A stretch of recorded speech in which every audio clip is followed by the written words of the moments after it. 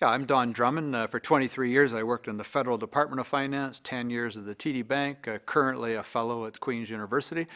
The Ontario government approached me about a year ago to give them advice on how to get back to a balanced budget. They said before 2017-18, but I discovered that was going to be very, very difficult, so I took the mandate as how do you get back to a balanced budget by 2017-2018. Explain what you found. What are the major discoveries of your study? So the first thing I did, and this would reflect my background as an economist, I tried to get a definition of what is the extent of the problem. So I tried to do an estimate of what would happen to the budget deficit if you just kept the current tax and spending parameters in place, no further changes. And that was rather a shocking result. It suggested that the deficit, which is expected to be $16 billion this year, would skyrocket to $30.2 billion by 2017. So it really recast the exercise. It wasn't a question of just getting rid of a $16 billion deficit. It was really getting rid of a $30.2 billion deficit. And in order to do that without increasing taxes, you would have to limit the total amount of money the Ontario government spends to grow by only 0.8% per year. And of course, if you keep in account that population is increasing and there's inflation, in real per capita terms, that's a very sharp decline in spending. The government stipulated that you could not look into tax increases or the privatization of healthcare to tackle the deficit. If these could have been used, what would you have advised?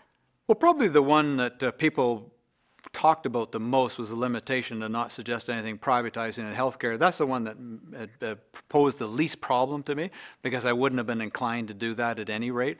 And if you look around the world, the United States is a classic example. We have predominantly public, they have predominantly private, and they spend almost 50% more than we do. We did bend that a little bit, or at least open to interpretation, that you could have private sector delivery of the health care, provided that people could pay with their Ontario Health Plan. So it's a public payer system. The tax side didn't bother me either. Personally, I would use the tax side somewhat, not extensively, but I would raise taxes somewhat. But that's fairly easy. You don't really need a commission and people like myself to go in one stroke of the pen. You could raise personal HST, corporate income taxes. The difficult part is the intricacies of the public program spending. So again, I wasn't troubled by that limitation on our mandate at all. Which of your recommendations are essential when it comes to balancing Ontario's budget? Well, in terms of the dollar importance, it's obviously healthcare, because it's over 40% of the total spending, and it has been the fastest area of growth in spending. And we've recommended that, as opposed to about 7% annual increases in healthcare spending over the last 10 years, it be capped at 2.5%. That's going to be very, very difficult. We're very cognizant. In fact, there is no developed country in the world that has held its healthcare budget growth to only 2.5%. There's always a first for everything, but what we're suggesting would be a first. So I'd say that was probably the most important.